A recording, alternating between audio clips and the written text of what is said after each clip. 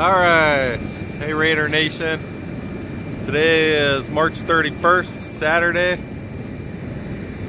So here's what's going on. Right now you can see they're putting some rebar. Guess they're getting ready. They didn't start pouring any foundation yet that I could see. But there's they've been doing a lot of action.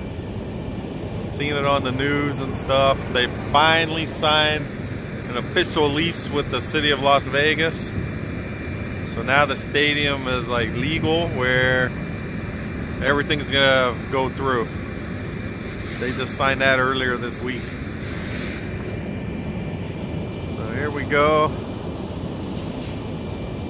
If you watched, I got a little bit of drone footage from the other day. I'm gonna attach that to this video also, so you could see like the footprint of the stadium, where it's gonna be sitting on this piece of property.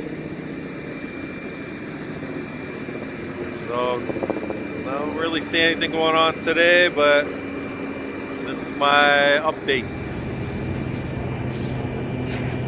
All right, thanks again for looking. Subscribe, that way you'll get any new updates. Thank you.